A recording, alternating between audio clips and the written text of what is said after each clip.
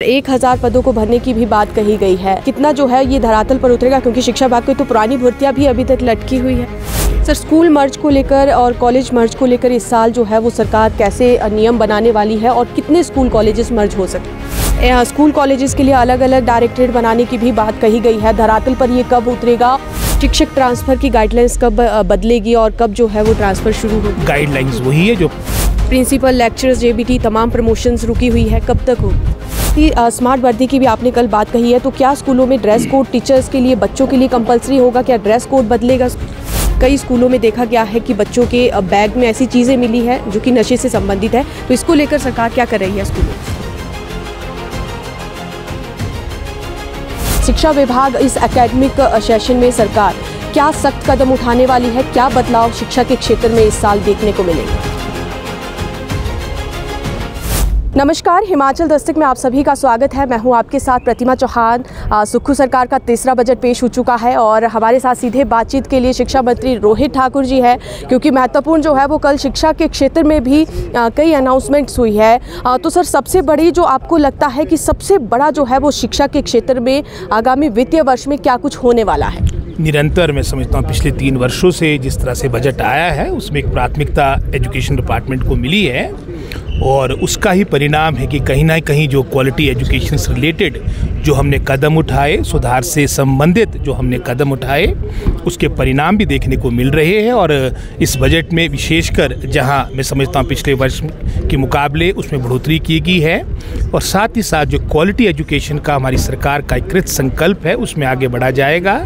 चाहे वो Rajiv Gandhi day boarding schools की बात हो, चाहे प्राइमरी स्कूल्स की बात हो, स्कूल्स ऑफ एक्सीलेंस की बात हो, हमारे कॉलेजेस की बात हो, जहाँ अतिरिक्त हमारे प्रोफेशनल कोर्सेज दिए जाएंगे, कंसोलिडेशन हमारा डिपार्टमेंट का हो, इन सभी बातों को लेकर मैं समझता हूँ सारी बातें माननीय मुख्यमंत्री जी ने सभा पटल पर रखी है और शिक्षा हमारी और बेहतर हो उसके लिए जैसे मैंने पहले कहा समर्पित है। सर, स्कूल कॉलेजेस के लिए अलग अलग डायरेक्टरेट बनाने की भी बात कही गई है। धरातल पर ये कब उतरेगा और क्या सही मायने में इसे आप कैसे लेते हैं इस घोषणा? ये भी मैं समझता हूँ इससे संबंधित भी काफ़ी समय से सरकार में और विभाग में मंथन चला था और इसमें एक प्रिंसिपल अप्रूवल हमने जो हमारी धर्मशाला में कैबिनेट मीटिंग हुई थी जनवरी के महीने में दे दी थी और इसके बारे में माननीय मुख्यमंत्री जी ने भी अपने बजट भाषण में ये बात रखी है कि हमने इसको करना और उसके पीछे सोच यही है कि हमारी अच्छा तालमेल आपका एजुकेशन डिपार्टमेंट में हो, एक अच्छे जो हमारे रिसोर्सेज है, चाहे आपके संसाधनों की बात हो, इंफ्रास्ट्रक्चर की बात हो, मैन पावर की बात हो, इन सब का एक अच्छा तालमेल हो और उसके परिणाम निश्चित रूप में आएंगे। तो सर, इस डायरेक्टरेट में क्या पहले की तरह जो है वो प्रोफेसर्स या प्रिंसिपल ही निदेशक होंगे या इसमें कुछ और बदलाव होगा? अधिकारी कौन होगा सर? इसमें एलिमेंट्री और हायर एजुकेशन को एक डायरेक्टरेट बनेगा और इसकी जो गाइडलाइंस है शीघ्र आएगी और हम पहले इसको लेकर कैबिनेट में जाएंगे। उसके उपरांत ही इसकी जो पूरी मैं समझता हूँ बारीकियाँ उसके बारे में मैं आपको बताऊंगा।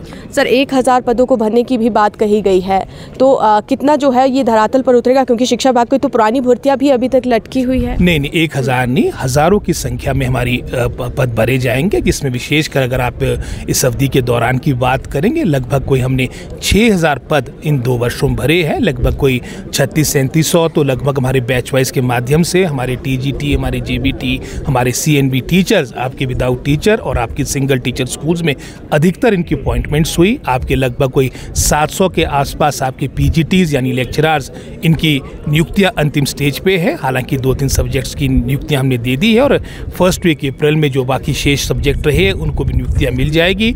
इसके अलावा लगभग कोई 500 के आसपास हमने असिस्टेंट प्रोफेसर्स की 2023-24 में इनकी नियुक्तियां दी थी। आपके प्रिंसिपल्स हो, डिप्टी डायरेक्टर्स हो, मैं समझता हूँ इन 2-2.5 वर्षों में एक ऐतिहासिक कार्य हमारे डिपार्टमेंट में हुआ है और जो आने वाले समय में जैसे आपने कहा लगभग कोई 2800 के आसपास हमारी चयन आयोग के पास हमने एलिमेंट्री एजुकेशन की पोस्टें भेज दी हैं और उन्होंने भी जो आपने अखबार में भी आज कहीं लगा है कि उन्होंने अपनी प्रक्रिया प्रारंभ कर दी।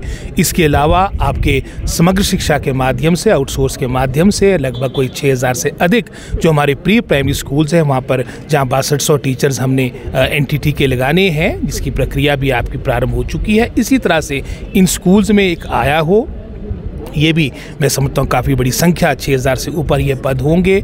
इसके अलावा योगा टीचर्स की, स्पेशल एजुकेटर्स की, और वर्तमान में भी लगभग कोई 634 के आसपास वोकेशनल ट्रेनर्स की हमारी नियुक्ति अंतिम चरण पे है। तो हज़ारों की संख्या में पद भरे जा चुके हैं, ये आने वाले समय में शिक्षा विभाग में भरे जाएंगे। सर, स्कूल मर्ज को लेकर और कॉलेज मर्ज को लेकर इस साल जो है वो सरकार कैसे नियम बनाने वाली है और कितने स्कूल कॉलेजेस मर्ज हो सकते हैं? आपने देखा होगा पिछले कल ही इसके बारे में काफ़ी डिटेल सूचना जो रणधीर शर्मा जी ने प्रश्न रखा था, उसमें 1201 हमारे स्कूल्स और कॉलेजेस इस अवधि के दौरान मर्ज हुए या डिनोटिफाई हुए, और हमारे विभाग के कंसोलिडेशन का, हमारे सशक्तिकरण का, स्ट्रेंथनिंग का कार्य आगे भी चलता रहेगा। और इसके लिए मैं समझता हूँ हमने एक इन प्रिंसिपल निर्णय ले लिया है, जहाँ पिछले गत 2 वर्षों में हमने एलिमेंट्री एजुकेशन पर अपना फोकस रखा था। आने वाले समय में कॉलेजेस और आपकी senior secondary school, high school यानी हायर एजुकेशन पे कंसोलिडेशन का प्रोसेस चलेगा, और आने वाली कैबिनेट मीटिंग में इसमें अंतिम निर्णय लिया जाएगा। सर, शिक्षक ट्रांसफर की गाइडलाइंस कब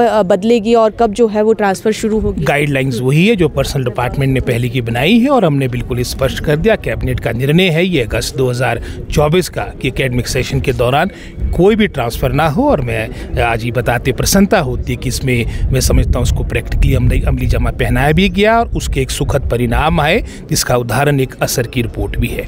सर, क्या जनरल ट्रांसफर जो शिक्षक हमेशा तैयार रहते हैं और इंतज़ार करते हैं, वो कब खुलेगी सर? अभी जनरल ट्रांसफर नहीं होगी, जो नीड बेस्ड ट्रांसफर होगी, जो एक्सट्रीम मेडिकल सर्कमस्टांसेस होंगे, कोई एडवर्स फैमिली सर्कमस्टांसेस होंगे, गुण दोष के आधार पर ट्रांसफर्स को किया जाएगा। बाकी मैं समझता हूँ अभी जनरल ट्रांसफर पे बैन लगा रहेगा। सर, प्रिंसिपल, लेक्चरर्स, जेबीटी तमाम प्रमोशंस रुकी हुई है, कब तक होगी? अभी तो जैसे आपने प्रिंसिपल्स की बात की, हमारे 2017-18 के बाद आपके निमित्त आपके प्रिंसिपल्स की प्रमोशन नहीं हो रही थी। जो सभी आपकी मैं समझता हूँ उनको प्रमोट किया गया, मात्र प्लेसमेंट के आधार पे किया गया। हमारा प्रयास रहेगा कि 2023 तक के जो पिछले आपके रेगुलर जो आपके प्रिंसिपल्स जिनको प्लेसमेंट मिली थी, उनकी अपॉइंटमेंट, उनकी प्रमोशन रेगुलराइज हो, और उसके उपरांत हमारे प्रिंसिपल्स की प्रमोशन प्रारंभ होगी।